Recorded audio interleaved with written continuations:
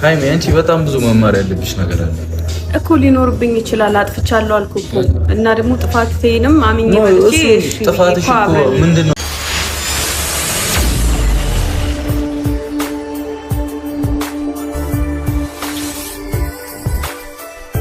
የብሩክና የሃይሚ እንደዚህ ክፍተት መፍጠርና ልክ ውስጥ መግባት ለአንዳንድ ሰዎች ደግሞ እጅግ በጣም ተመችቷቸዋል። ዛሬ አሁን ቡራ ለእዩ ቤት ገዛላት እያሉ ቪዲዮም እየሰሩ ነበርና እንግዲህ ብሩክ ገና ከመጀመሪያው እዩን ሲያገኛት ነገሮችን ለማጥራት ብሎ እንኳን ይሄ በዚህ ነገር ውስጥ ቢገባ ነገሩ ወዳልተፈለገ ነገር ደርሶ እዚህ ጋር ጭራሽ ቤተሰብ ጋር ደርሷልና ዛሬ ሙሽዬንና ጋሽዬን እጅግ በጣም ነው ያስደነገጡ ሃይሚና ብሩክ ማለት ነውና ሃይሚ እንግዲህ ቅርታውን ለመቀበል ትናንትም ዛሬም እየተናገረች ትገኛለች። ቡራ ግን በዚህ ሁኔታ በእንደዚህ አይነት ሁኔታ መቀጠል አልፈልግም ብሎ ዛሬም እንቅጩን ተናግሯል ማለት ነው።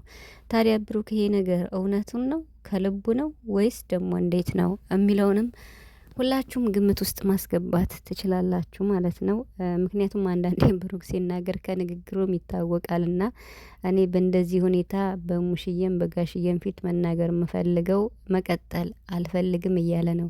ይሄ ግን ከእውነቱ አይመስለኝም፣ ከልቡ አይመስለኝም። ምክንያቱም ሃይሚ ትማርበታለች ወይም ሌሎቹ ይማሩበታል ብሎ ሃይሚ እንግዲህ መለየት አለብን እኛ ማን ስለሆንን ነው እኛም ሰዎች ነን ወልደው ከብደው የሚለያያሉ ብላ ቋርጣ እንግዲህ ለመለየት በወሰነችበት ሰዓት በዛ ሰዓት ቡራ በጣም ተሰምቶት ነበርና አሁን ደግሞ ብሩክ ይሄው በሃይሚ ገብቶ ማለት ነው እልክ ውስጥ ገብቷል ማለት ነው።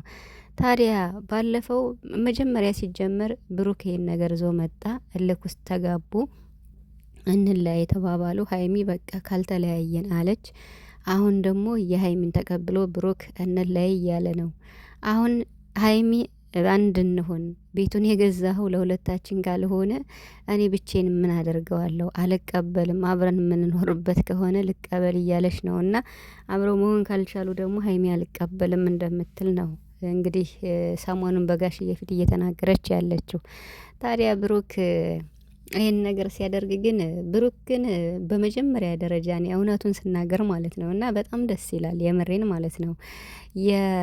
ለማዘር ብሎ ለሙሽዬ ብሎ የገዛው ቤት ከዛም ሙሽዬ ለሀብትሽ የሰጠችው ቤትና ለሃይሚ የገዛው ቤት ጎረቤትና ጎረቤት ናቸው። ስለዚህ ወደ ዋናው ስንመጣ ብሩክ አስቦ የሰራው የብሩክ ቤትና እንግዲህ የሃይሚ ማለት የብሩክ ነው፣ ሁለታቸው ነው የሚኖሩበት። የብሩክና የሀብትሽ ቤት ጎረቤትና ጎረቤት ናቸው። አያችሁ በቃ ጎን ለጎን ማለት ነው። በጣም በጣም በጣም አስተዋይ ነው ቡራ ማለት ነው። እና የምሬን ምንም ለእናቱ እንኳን ሰርቶ እናቱ ደግሞ ለልጇ ብታበረክትም አሁን ሀብትሽና ብሩክ ጎረቤትና ጎረቤት ናቸው፣ መከታ መከታ ማለት ነው። እና እንግዲህ ለሀብትሽም መኪና እንደገዛም አይታችኋል። ብቻ ግን እውነት ለመናገር በዚህ ዘመን እውነቴን ነው ምላችሁ እንደ ብሩክ አይነት ወንድም እንደው የት ይገኛል? እስኪ አሁን ለእነ ሀብትሽ ማለት ነው እና የምርን ማለት ነው ከራሱ በላይ የሚያስቀድም። አሁን እንግዲህ ሀብትሽ ማግባት ብቻ ነው የቀረው። ቤት አለ፣ መኪና አለ፣ ምን ቀረ? በቃ ናኒ ትምህርቷን ስጨርስ ሰርጋቸውን አድርገው ለነ ቡራ ቦታ ተሎ ይለቃሉ ማለት ነው። ይህን ደግሞ ብሩክ ከራሱ አስቀድሞ አመቻችቷል ማለት ነው እና በጣም ነገሮችን በቃ በሂደት እያስኬደ ይገኛል። አያችሁ የወንድሙን አመቻቸ። እንግዲህ ማግባት ብቻ ነው። እነሱ ቦታ ሲለቁ ሃይሚና ብሩክ ደግሞ ይጋባሉ ማለት ነው። አሁን ላይ ሁለታቸውም እልክ ውስጥ ነው ያሉት።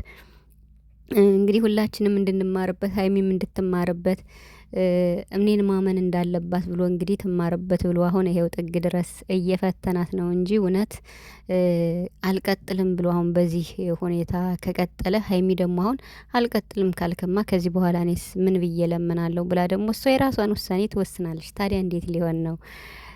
ስለዚህ ሁለት ትልቀኞች በጣም ከባድ ነው ቤተሰብና አንዳቸው ካልተሸነፉ እኮ በቃ ብሩክ ሲተው ሃይሚ ከቀጠለች ሃይሚ ስትተው ብሩክ ከቀጠለ ከባድ ነውና ግን ደግሞ ሙሽዬና ጋሽዬ ያስተካክሉታል ብዬ አስባለሁ።